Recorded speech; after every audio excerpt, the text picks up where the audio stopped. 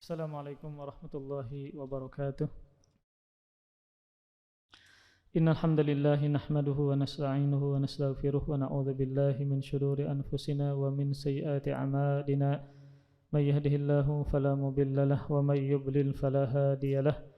Wa asyhadu an la ilaha illallah wahdahu la syarika lahu wa asyhadu anna Muhammadan abduhu wa rasuluhu la nabiyya ba'dah. قال الله تعالى في القرآن الكريم يا أيها الذين آمنوا اتقوا الله حق تقاته ولا تموتن إلا وأنتم مسلمون يا أيها الناس اتقوا ربكم الذي خلقكم من نفس واحدة وخلق منها زوجها وبث منهما رجالا كثيرا ونساء واتقوا الله الذي تساءلون به والأرحام إن الله كان عليكم رقيبا يا أيها الذين آمنوا اتقوا الله وقولوا قولا سديدا يصلح لكم أعمالكم ويغفر لكم ذنوبكم ومن يطع الله ورسوله فقد فاز فوزا عظيما أما بعد فإن أصدق الحديث كتاب الله وخير الهدى هدى محمد صلى الله عليه وآله وسلم وشر الأمور محدثاتها فإن كل محدثة أي في الدين بدعة wa kullu bid'atin dhalalah wa kullu dhalalatin finnar. Alhamdulillah, marilah kita sama-sama senantiasa bersyukur dan memuji kepada Allah Subhanahu wa taala atas limpahan kebaikan, karunia dan nikmat yang senantiasa Allah berikan kepada kita. Di antara anugerah dan kebaikan yang paling besar adalah Allah masih memudahkan kita dalam mengerjakan ketaatan-ketaatan kepada Allah Subhanahu wa taala, dan kita tentu berdoa dan berharap agar senantiasa juga Allah menerima semua amal ibadah yang telah dan sedang kita kerjakan. Amin ya rabbal alamin. Kemudian salawat serta salam semoga selalu tercurahkan kepada panutan kita Nabi besar Muhammad sallallahu alaihi wasallam dan juga kepada para keluarga, para sahabat dan juga para pengikut yang senantiasa meniti sunnah dan jalan beliau sampai hari kiamat. Sebelum kita memasuki bab yang ke-13 tentang minasyirki al-isti'adzatu bi ghairillah, termasuk kesyirikan adalah meminta perlindungan kepada selain Allah Subhanahu wa taala.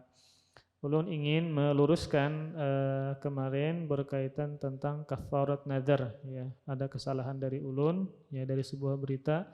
Maka kafarat nazar itu dengan 3 hal. Yang pertama adalah membebaskan budak. Yang kedua dengan memberikan makanan atau pakaian kepada 10 orang miskin.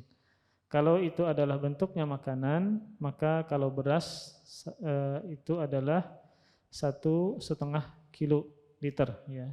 Maka dikasihkan kepada 10 orang. Kemudian yang ketiga adalah dengan puasa 3 hari. Maka ini boleh memilih dengan 3 hal. Budak ini tidak ada lagi, maka boleh dengan memberikan makanan atau pakaian kepada 10 orang fakir miskin, atau juga dengan puasa 3 hari. Maka ini adalah kafarat nazar ketika dia tidak menunaikan nazarnya. Kemudian bab yang ke-13 kita teruskan, kitab Tauhid karangan Syekh Muhammad At-Tamimi. Maka termasuk kesyirikan adalah meminta perlindungan kepada selain Allah Subhanahu wa taala. Nah, pada bab sebelumnya, yaitu termasuk kesyirikan bernazar kepada selain Allah, maka ini adalah kesyirikan berkaitan dengan ucapan, ya, nazar, berkaitan dengan ucapan. Adapun bab sebelumnya, termasuk kesyirikan adalah menyembelih kepada selain Allah, maka menyembelih adalah kesyirikan dengan perbuatan, dengan tindakan. Adapun meminta perlindungan kepada selain Allah, maka ini kesyirikan dengan hati. Kesyirikan dengan hati dan juga kesyirikan dengan ucapan. Karena terkadang ketika seseorang itu meminta perlindungan kepada selain Allah, dia mengucapkannya dan juga meyakini di dalam hati. Maka kesyirikannya berkaitan dengan hati dan juga berkaitan dengan syirik lisan. Kemudian al-isti'adzah kita bahas secara bahasa, ya. Al-isti'adzah itu kan maknanya meminta perlindungan. Makna isti'adzah secara bahasa itu adalah bentuk dari masdar, ya. Masdar atau asal kata dari kata kerja ista'adha yang maknanya adalah meminta perlindungan,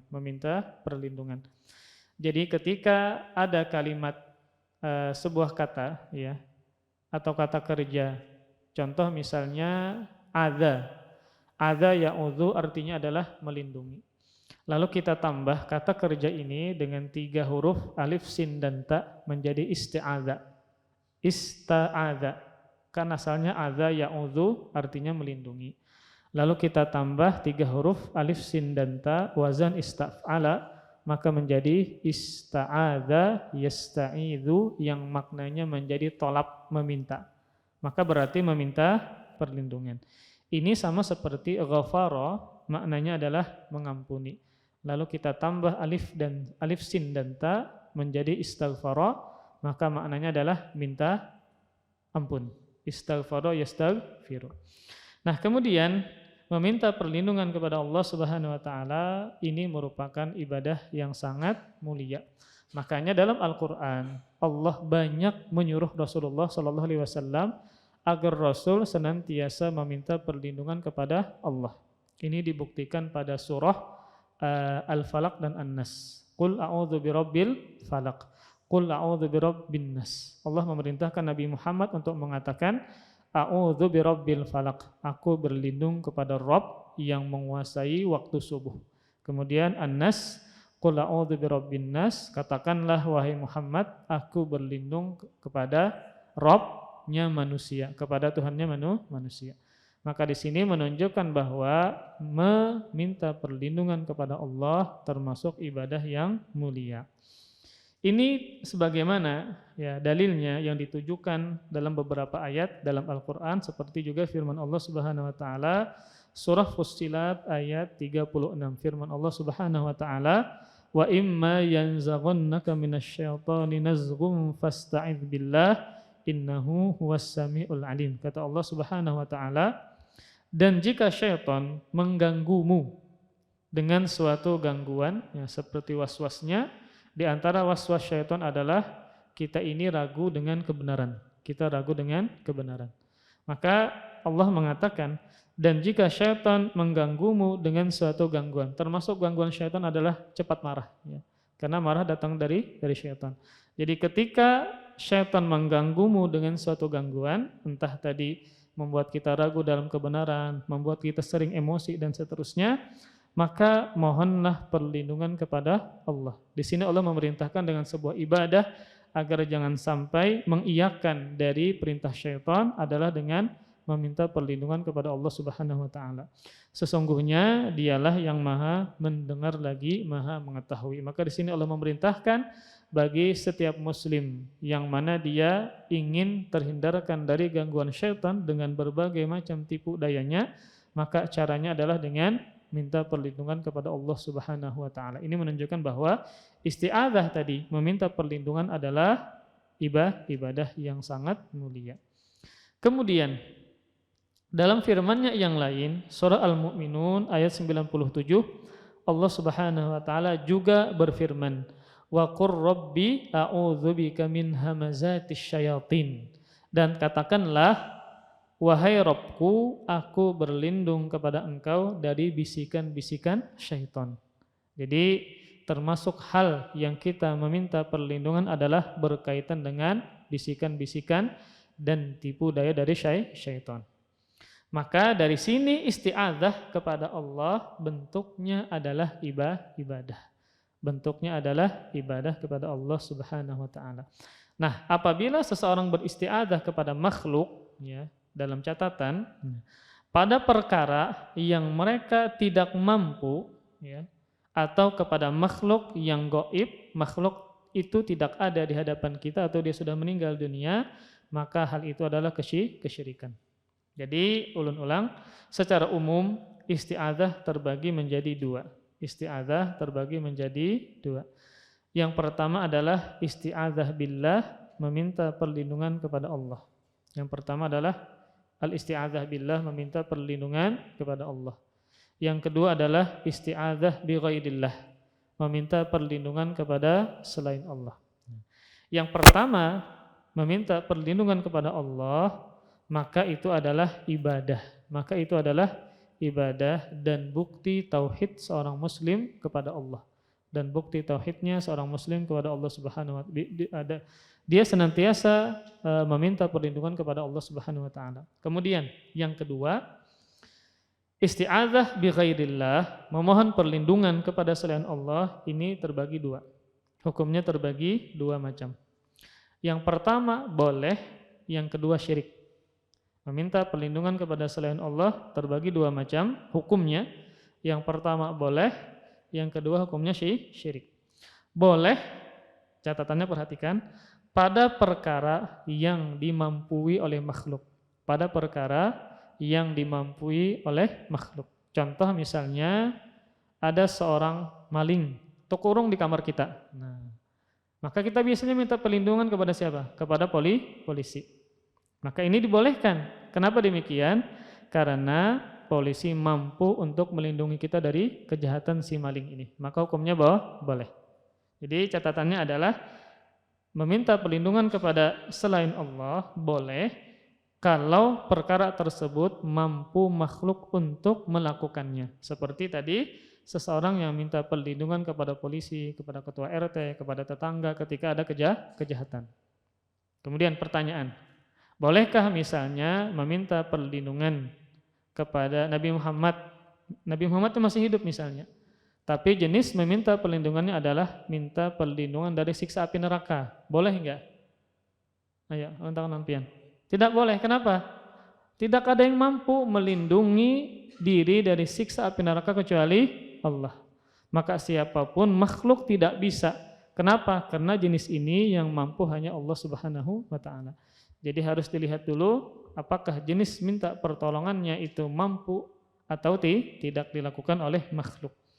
Kemudian syirik, meminta perlindungan kepada selain Allah yang hukumnya syirik adalah meminta sesuatu yang tidak dimampui oleh makhluk, seperti meminta perlindungan kepada jin dari keburukan-keburukan. Itu tidak boleh.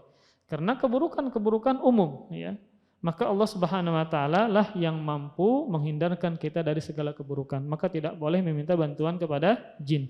Maka tidak boleh meminta perlindungan kepada jin. Kemudian dan juga meminta perlindungan kepada yang gaib juga tidak boleh.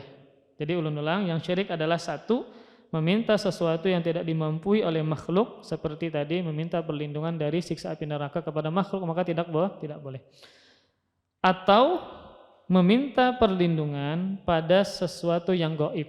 Meminta perlindungan pada sesuatu yang gaib seperti kepada jin juga tidak boleh. Karena jin termasuk makhluk yang gaib, maka tidak boleh meminta bantuan kepada jin. Meminta perlindungan kepada jin maka hukumnya adalah kesyirikan. Kemudian di sini penulis membawakan dua dalil berkaitan dengan meminta perlindungan adalah kepada Allah kesyirikan.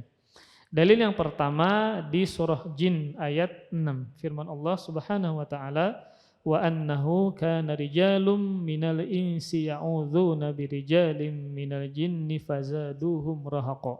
Kata Allah Subhanahu wa taala, sesungguhnya ada beberapa orang laki-laki dari golongan manusia yang meminta perlindungan kepada beberapa laki-laki dari golongan jin. Maka jin-jin tersebut hanya menambah dosa dan kesalahan. Nah, di sini menunjukkan bahwa ada laki-laki dari manusia yang meminta perlindungan dari laki-laki dari golongan jin. Dan ini menunjukkan bahwasanya jin itu memiliki gender. Ada laki-laki, ada perempuan. Ada jin laki-laki dan ada jin perempuan. Ini berbeda dengan malaikat. Malaikat tidak memiliki gender, laki-laki kah atau perempuan. Jadi jin itu seperti manusia, dia punya gender laki-laki dan perempuan. Dia juga tanasalun, menghasilkan zuriat, anak keturunan. Beda dengan malaikat. Kemudian jin juga sama dengan manusia yang mana dia dibebankan syariat. Dan juga jin ada yang kafir, ada yang muslim. Ada yang ahli taat, ada yang ahli membangkang, sama seperti manusia. Dan juga jin memiliki sama seperti manusia ya, memiliki kelompok-kelompok. Nah, dalam surah Jin Allah mengatakan tentang mereka, kata jin, kunna tara'iqa qidada. Kami ini memiliki kelompok-kelompok. Maka sebagaimana seseorang itu ada yang Syiah, ada yang Sunni, maka jin juga seperti itu. Ada jin Syiah, Mu'tazilah, Khawarij ya, dia berkelompok. Nah, kemudian kata Allah Subhanahu wa taala di sini bahwa ada beberapa orang laki-laki dari manusia yang meminta perlindungan kepada beberapa laki-laki dari jin. Maka jin-jin tersebut hanya menambah dosa dan kesalahan. Jadi ketika manusia meminta perlindungan kepada jin, maka jin ini menjadi sombong. Kenapa? Karena dia merasa hebat, ternyata manusia minta perlindungan kepada jin. Nah, padahal kan jin itu di bawah manusia. Makanya bahwasanya Allah mengatakan tentang tipu daya syaitan, apa ayatnya? Karena kaidus ulun lupa tentang bahwasanya tipu daya dari syaitan itu lemah. Apa ayatnya? Inna kaida syaitan kana dha'ifa. Inna kaida syaitani kana dha'ifa. Sesungguhnya tipu daya syaitan itulah lemah. Syaitan itu adalah jin yang membangkang. Kemudian ketika berkaitan dengan tipu daya manusia, terlebih perempuan, Allah mengatakan, menghikaitkan perkataan Aziz, yaitu bangsawan, yang istrinya Zulaikha, ya, yang meminta berzina dengan Nabi Yusuf alaihissalam. Bangsawan ini mengatakan, menteri ini mengatakan, inna kaidakunna azim. Sesungguhnya tipu daya kalian, wahai perempuan, itu besar. Ketika berkaitan dengan jin atau syaitan, maka tipu dayanya lemah. Tapi berkaitan dengan tipu daya manusia, perempuan, maka sangat besar. Makanya syaitan itu menggunakan perempuan dalam rangka apa? Menghancurkan para laki-laki.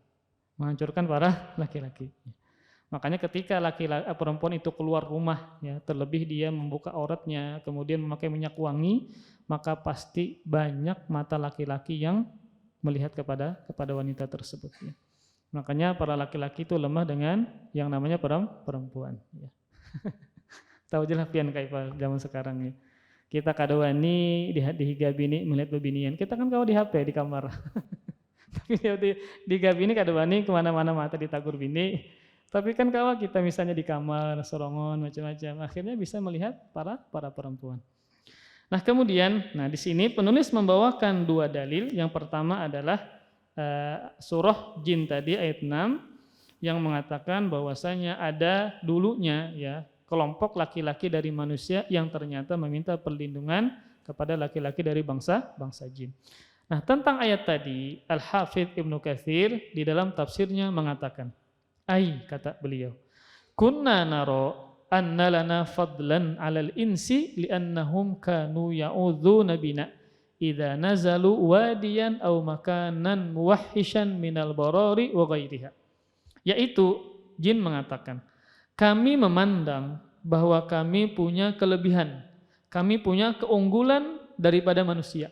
Makanya manusia minta bantuan kepada jin. Karena kami kata para jin memandang kami punya kelebihan, keunggulan dibandingkan dengan manusia. Karena mereka meminta perlindungan kepada kami jika mereka singgah di lembah atau tempat yang sepi atau angker seperti padang yang terbuka atau yang lainnya sebagaimana kebiasaan bangsa Arab pada masa jahiliyah. Nah, jadi orang-orang jahiliyah dulunya itu kalau mereka safar kemudian singgah di lembah yang sepi, yang rada-rada angker, apa yang mereka lakukan? Meminta perlindungan kepada bangsa jin agar ketua dari jin ini ya dia bisa mengatur anak buahnya tidak mengganggu orang-orang yang berada di situ. Jadi mereka minta bantuan kepada jin ya. Ini mungkin sama kayak kita dulu hendak kami datu empat lalu jangan diganggu ulun. Atau yang lainnya lah macam-macam ya. Terkadang ketika orang itu pergi ke hutan mencari kayu garu misalnya. Lalu inya minta bantuan kepada minta perlindungan kepada penghuni hutan tadi. Ini kan nggak boleh ya. Karena alasannya adalah meminta perlindungan kepada makhluk yang gaib itu tidak boleh. Terlebih kita minta perlindungan kepada jin. Ini jinnya siapa? Muslimkah, kadakah? Muslim, jinnya kafir misalnya, Syiahkah, Khawarij, kita kan nggak ada tahu. Atau dia membangkangkah? Kita kan nggak tahu. Minta jin kepada siapa? Sedangkan jin ini adalah makhluk yang gaib. Pian tahulah bagaimana kondisinya, bagaimana dia kesolehannya. Tahu nggak kita jin tersebut? Tidak tahu. Makanya tidak boleh meminta perlindungan kepada bangsa jin. Karena mereka gaib, kita nggak tahu bagaimana kondisi mereka, keislaman mereka bagaimana, tauhid mereka bagaimana, kita tidak tahu. Oleh karena kita tidak tahu dengan kondisi mereka, maka tidak boleh minta bantuan dan perlindungan kepada bangsa jin. Musia, kita minta bantuan kepada jin yang penghuni lautan mana? Sekalinya jin ini jin Nasrani misalnya, jinnya Syiah kah? Kita kan nggak ada tahu. Maka tidak boleh meminta perlindungan kepada bangsa jin. Jadi orang jahiliyah dulunya kalau mereka singgah di suatu lembah agar jangan sampai ada yang mengganggu mereka, maka mereka minta perlindungan kepada bangsa jin. Kemudian Imam Ibnu Katsir melanjutkan, kama kanat adatul arabi fi jahiliyatiha ya'udzuna bi azimi dzalikal makan minal janni an yusibahum bi syai'in yasu'uhum kama kan ahaduhum yadkhulu bilada a'daihi fi jiwari rajulin kabirin wa dhimamihi wa khafaratihi. Ini sebagaimana salah seorang dari mereka ya manusia masuk ke daerah musuh dengan perlindungan dan jaminan keamanan dan penjagaan dari seorang pemuka di antara mereka. Orang jahiliyah dulu itu, kalau mereka singgah di suatu tempat, maka mereka minta bantuan kepada bangsa jin. Ini sebagaimana seseorang yang berada di negara tertentu. Lalu dia ketika masuk ingin meminta perlindungan, maka minta kepada siapa?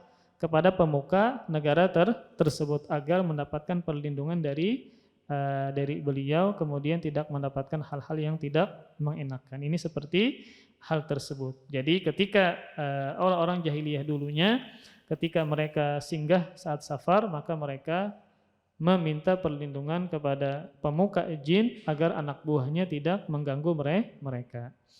Kemudian, nah ini juga dikomentari oleh Al-Imam Al-Qurtubi dalam tafsirnya. Beliau juga mengatakan tentang ayat tadi, wal muradu bihi ma kanu yaf'alunahu min qaulir rajul idza nazala biwadin a'udzu bi sayyidi hadzal wadi min syarri sufaha'i qaumih fayabitu fi jiwarihi hatta yusbiha. Kata Imam Qurtubi, yang dimaksud adalah yang ayat tadi, apa yang dulu mereka lakukan orang Arab jahiliyah, di mana seseorang jika singgah di suatu lembah maka dia mengatakan, aku berlindung kepada pemimpin lembah ini dari bangsa jin dari kejahatan kaumnya yang bodoh. Nah, karena jin ini punya pemimpin sama seperti manusia. Maka ketika ada seseorang Arab jahiliyah yang singgah di suatu lembah, maka dia meminta perlindungan kepada pemimpinnya agar anak buahnya ini tidak mengganggu dia. Maka dia pun bermalam dalam perlindungan sang jin sampai di pagi hari. Kemudian tafsiran yang lain, Imam Muqatil bin Hayyan juga mengatakan, kana awwalu man ta'awwadza bil jinni qaumun min ahli al-Yaman, thumma min Bani Hanifah, thumma fasha dzalika fil Arabi, falamma ja'al Islam a'dzu billahi wa tarakuhum. Kata Imam Muqatil bin Hayyan, yang pertama kali meminta perlindungan kepada bangsa jin adalah suatu kaum dari penduduk Yaman. Jadi dulunya orang Arab itu tidak kenal, ketika mereka singgah maka mereka tidak meminta bantuan kepada bangsa jin. Namun ada dulunya yang pertama kali melakukan demikian. Asalnya adalah dari sekelompok kaum atau satu kaum dari penduduk negeri Yaman. Dan kemudian dari suku dari Bani Hanifah. Asalnya adalah satu kaum dari penduduk Yaman, kemudian dari Bani Hanifah. Kemudian baru tersebarlah di kalangan Arab. Jadi tatkala Islam datang, maka mereka berlindung kepada Allah dan meninggalkan para jin. Jadi asalnya tidak tersiar atau tidak terbiasa orang Arab ketika misalnya mereka singgah lalu minta bantuan kepada bangsa jin. Jadi pertama kali yang meminta bantuan jin ketika mereka singgah adalah kelompok dari penduduk Yaman, kemudian dari suku dari Bani Hanifah. Kemudian baru tersebarlah di Jazirah Arab. Nah, ketika Islam datang, maka tentu Allah Subhanahu wa taala merubah ya lewat Rasulnya sallallahu alaihi wasallam kalau meminta perlindungan, pertolongan ketika safar singgah, maka minta perlindunganlah kepada Allah Subhanahu wa taala. Kemudian di ayat ini ya, dalil yang pertama ini kan Allah mengatakan wa annahu kana rijalun minal insi ya'udzuna birijalin minal jinni fazaduhum rahaqa. Bahwasanya ada beberapa orang laki-laki dari manusia yang meminta perlindungan kepada beberapa laki-laki dari bangsa jin, maka jin-jin tersebut hanya menambah dosa dan kesalahan. Perhatikan makna dari fazaduhum rahaqa. Maka mereka bangsa jin menambah dosa dan kesalahan. Maka di sini para ulama menyebutkan ada dua makna dari tafsiran tadi, yaitu firman Allah, maka mereka bangsa jin menambah dosa dan kesalahan. Maka tafsiran yang pertama maksudnya adalah menambah ketakutan bagi manusia. Nah, jadi ketika manusia minta pertolongan kepada jin, maka manusia ini malah semakin tambah takut kepada bangsa jin. Maka di sini kita tidak boleh ya, karena akan menambah ketakutan kepada bangsa jin. Makna yang kedua, maknanya adalah menambahkan kesombongan bagi para jin. Kenapa mereka semakin sombong, merasa angkuh dan seterusnya? Karena ternyata manusia yang mereka takuti ternyata meminta perlindungan kepada bangsa jin. Akhirnya menambah dosa bagi bangsa jin. Kenapa? Karena mereka semakin sombong dan angkuh kepada manusia tersebut. Kemudian kita teruskan.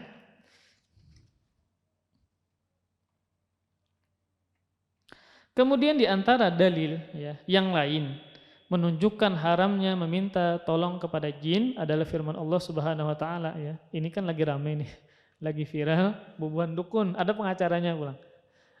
Kemudian jadi tahu kita boleh kadang meminta bantuan jin. Boleh kadang minta tolong kepada bangsa jin. Nah, apa dalilnya bahwa meminta perlindungan, minta tolong kepada jin hukumnya haram? Ini perhatikan, dalilnya adalah yang lain. Surah Al-An'am ayat 128. Firman Allah Subhanahu wa taala, "Wa yauma yahsyuruhum jami'an ya ma'syaral jinni qad istaktsartum minal insi wa qala awliya'uhum minal insi rabbana istamta'a ba'duna bi ba'din wa balagna ajalana alladzi ajjalta lana.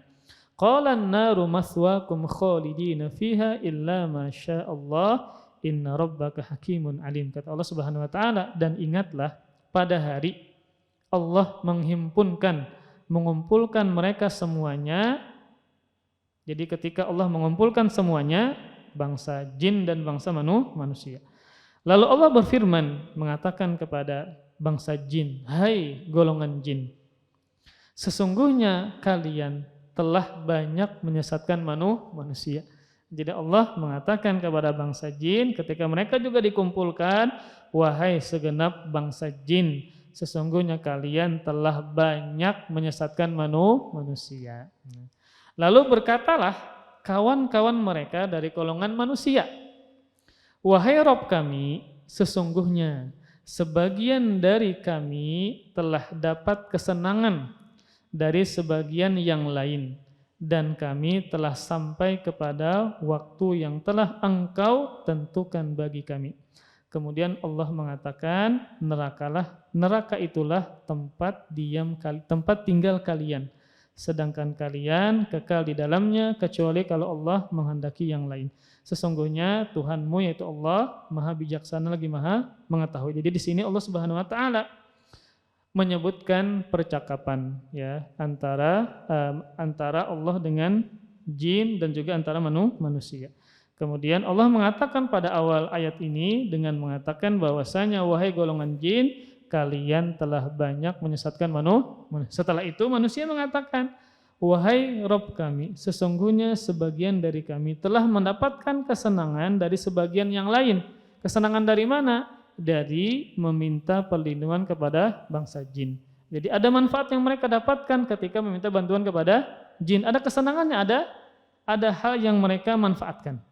Nah, kemudian apa yang Allah katakan ketika mereka ternyata dulunya mendapatkan kesenangan, kebahagiaan, manfaat dari bangsa jin. Kemudian Allah mengatakan neraka itulah tempat tinggal bagi kali. Ini menunjukkan bahwasanya meminta perlindungan atau bantuan kepada jin hukumnya diharamkan.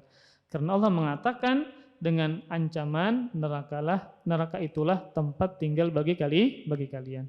Maka memang benar ada terkadang manfaat yang bisa diambil dari minta bantuan kepada jin. Namun ketika jin ini menolong manusia maka tidak gratis. Pasti ada maharnya, pasti ada hal-hal yang ternyata bertentangan dengan syariat. Contoh misalnya kalau pian dulu melihat ada tayangan TVRI yang menghadirkan ulama yang tugasnya adalah amar ma'ruf nahi mungkar dari kerajaan Arab Saudi. Itu tayangan dulu Bang, lawas sudah. Mungkin pas udah lagi halus. Jadi ditayangkan ada seorang syekh yang dia dari Hay'ah Amar Ma'ruf Nahi Mungkar. Kemudian bercerita bahwa mereka menangkap tukang sihir. Tukang sihir ini kan pasti minta bantuan kepada siapa? Kepada jin. Nah, maka bagaimana caranya tukang sihir ini semakin sakti? Maka caranya adalah dengan menghinakan Al-Quran. Jadi kalau ingin semakin hebat kesaktian tukang sihir ini maka semakin menghinakan syariat seperti Al-Quran. Jadi syekhnya menceritakan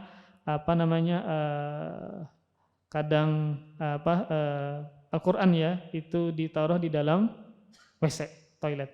Maka setiap kali dikencingi, dibabai ya, maka kena Al-Quran tadi. Ada juga yang beliau cerita, syekh ini cerita bahwa Al-Quran tadi diusapkan atau dipaliti dengan darah haid. Nah, jadi macam-macam menghinakan Al-Quran. Kadang mereka diperintahkan jangan sholat ya, menyembelih binatang hitam, macam-macam. Jadi ketika jin menolong seseorang maka tidak gerak. Ada maharnya. Maharnya ini nanti yang bertentangan dengan syariat, disuruh ini, disuruh itu ya. Macam-macam aneh-aneh ya. Maka ini kerusakan dari meminta bantuan kepada jin. Nah, kemudian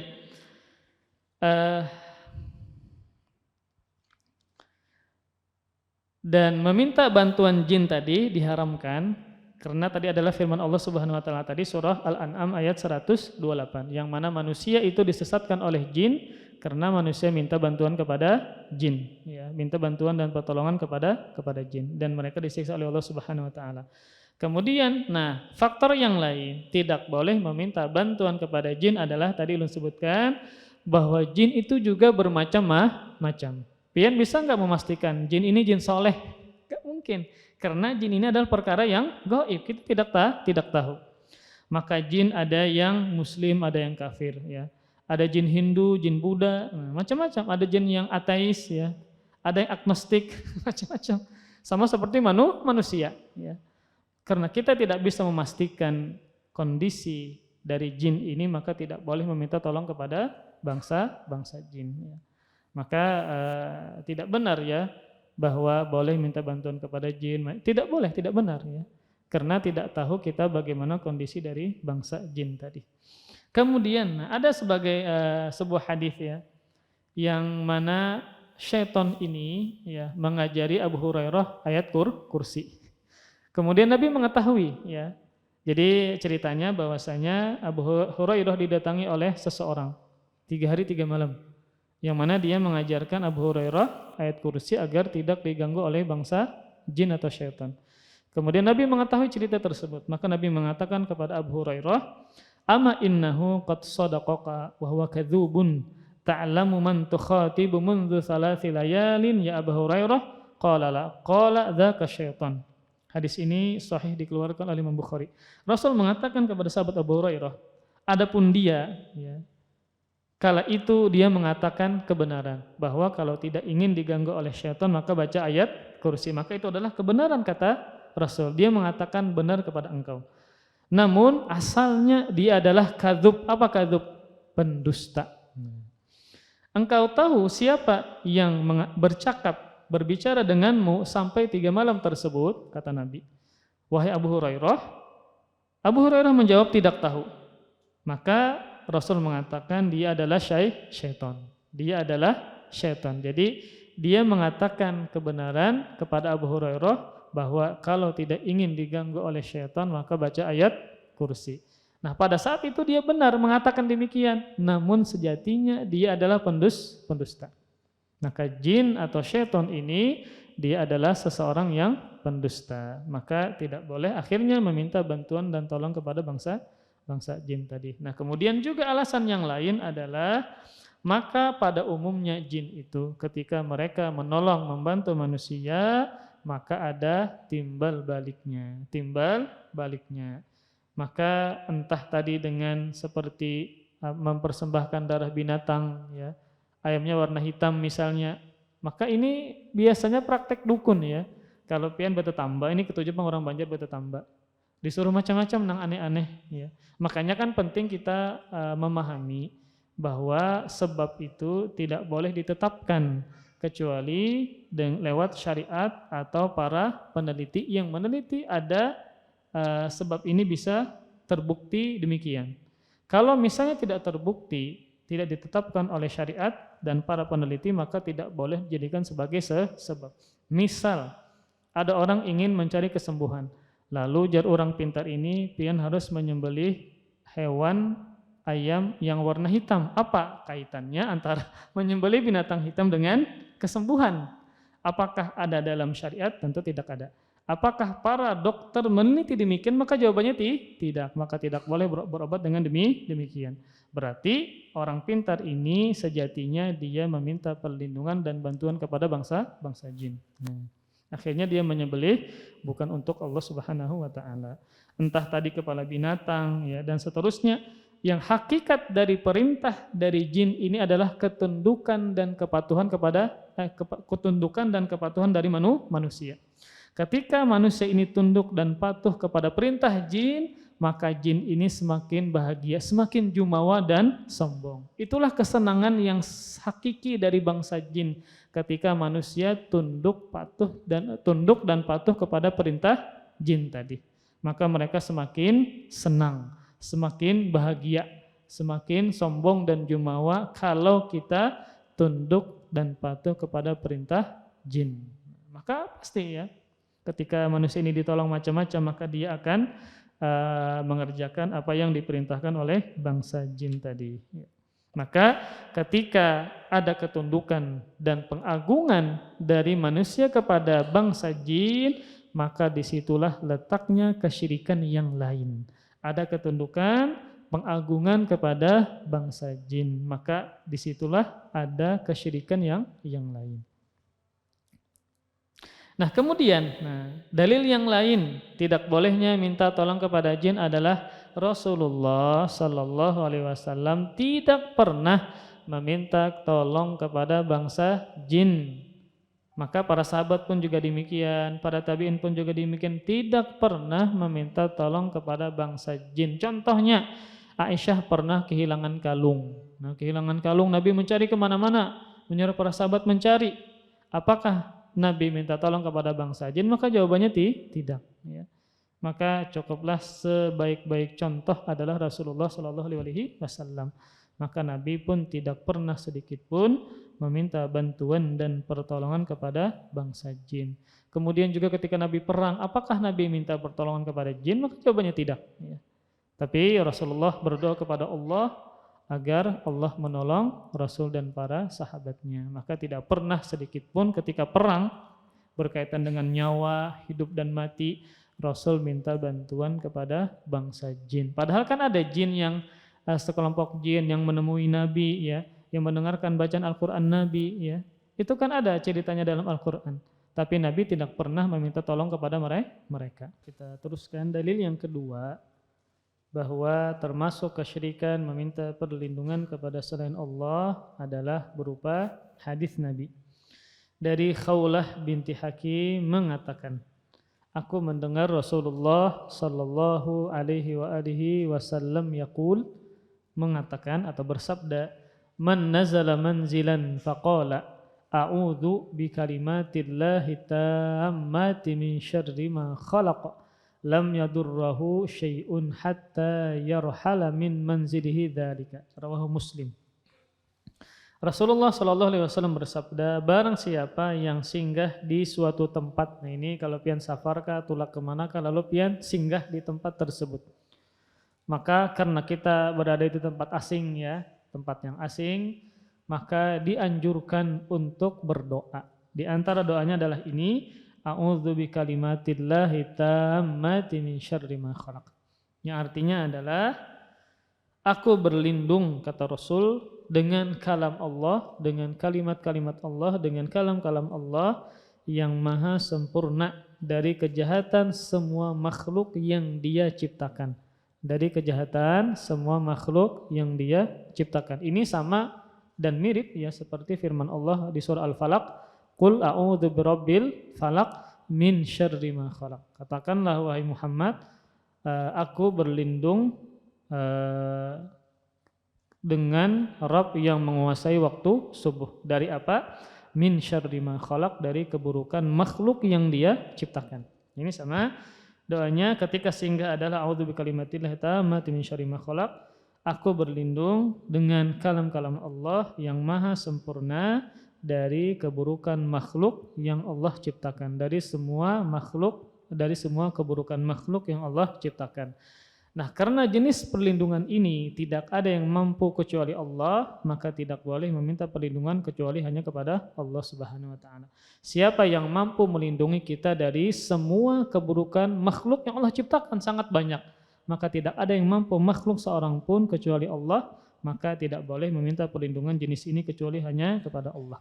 Ketika dia singgah dan mengucapkan doa tadi, nah apa keutamaannya?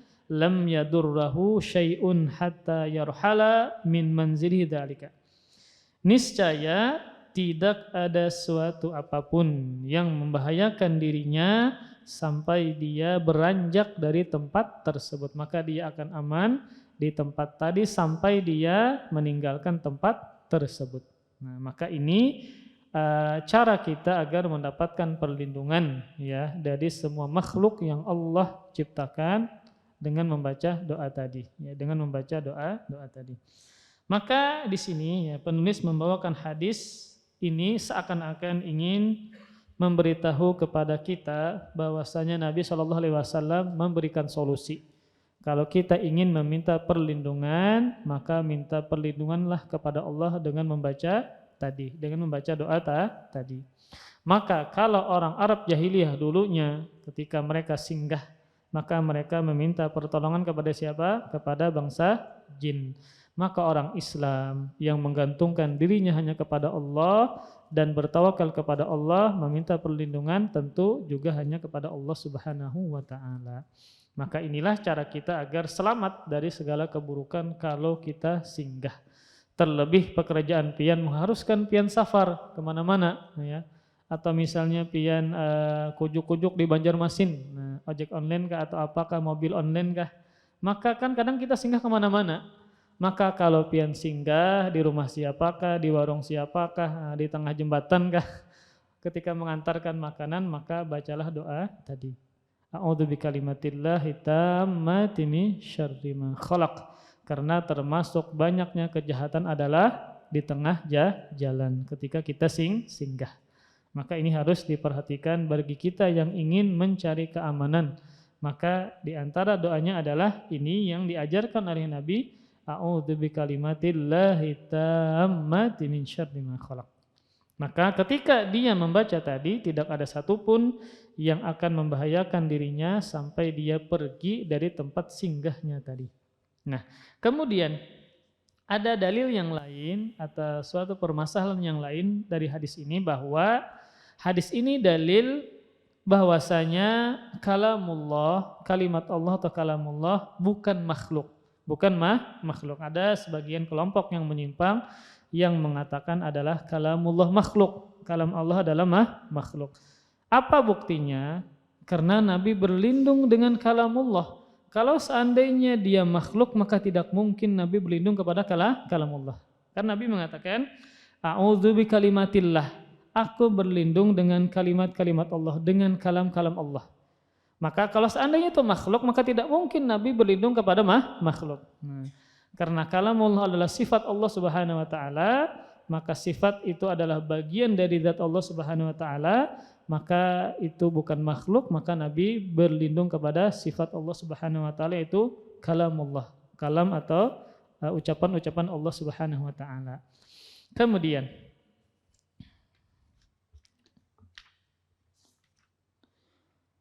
jadi hadis ini menunjukkan bahwasanya meminta perlindungan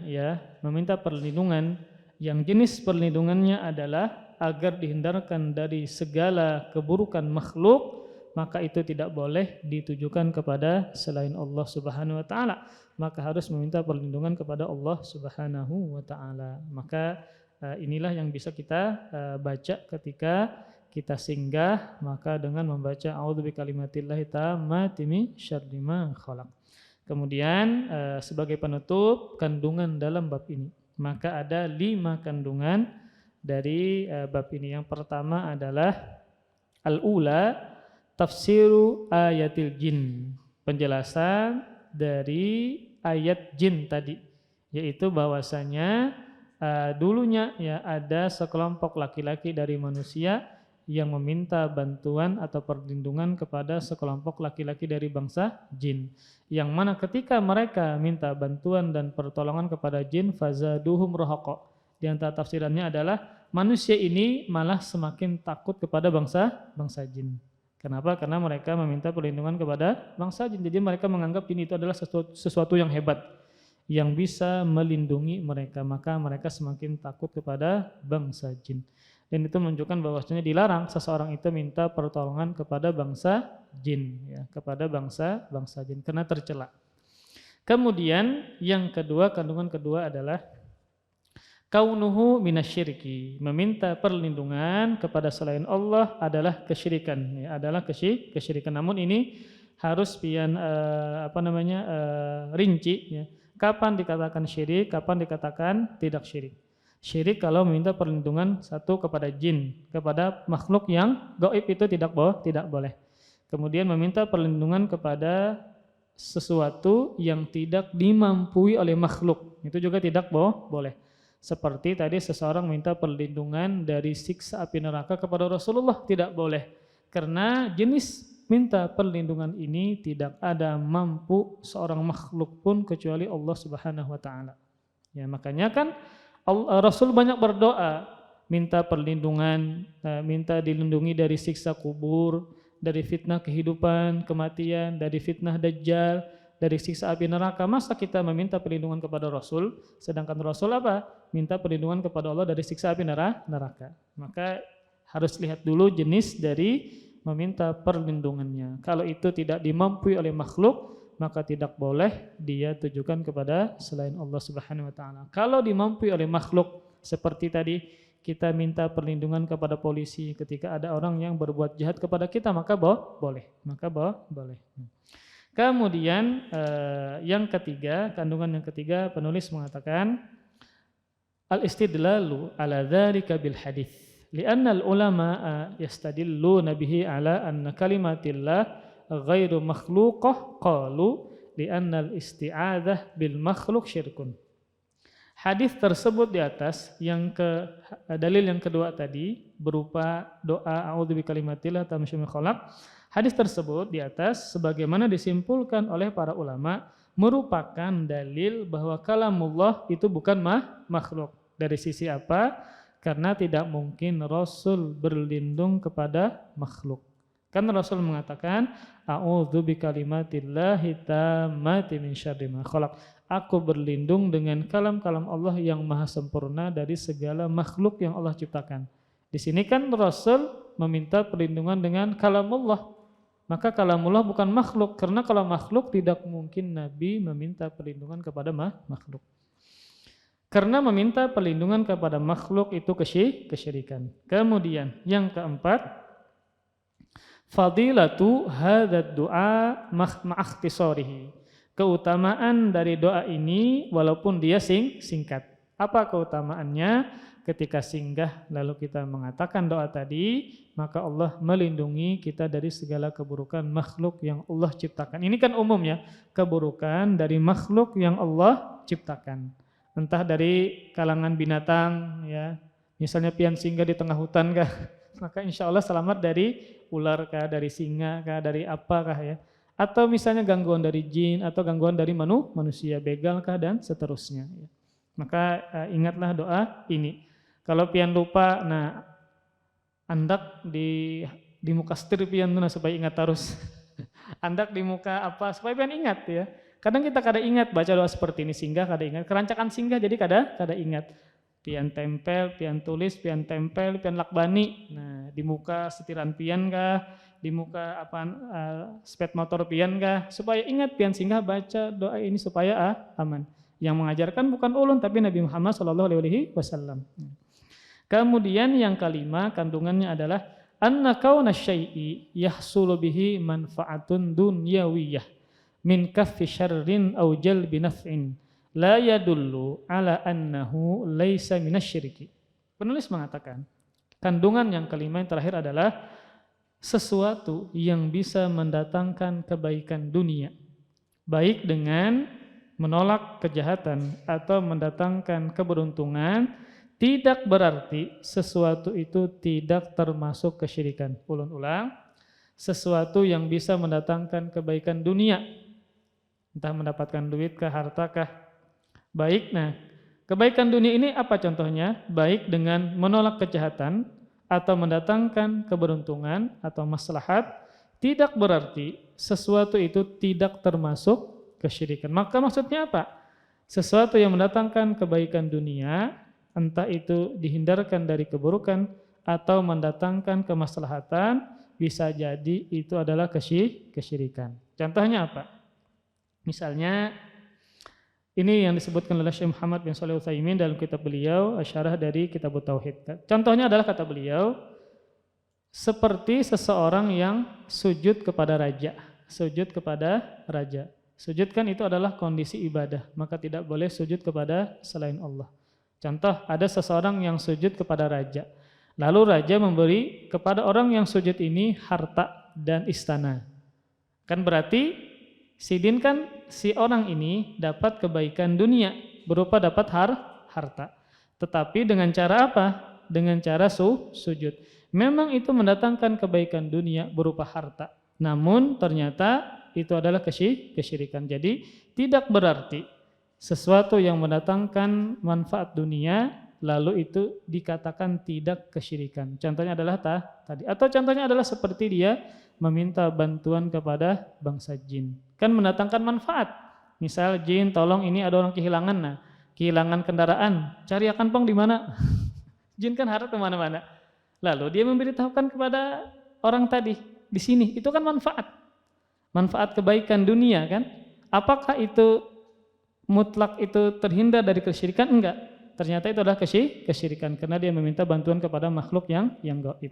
Nah, maka sesuatu yang bisa mendatangkan kebaikan dunia tidaklah itu terhindar pasti dari kesyirikan. Maka bisa jadi kesyirikan kalau ternyata dia meminta bantuan kepada bangsa jin dan seterusnya. Maka inilah 5 kandungan dari bab ini.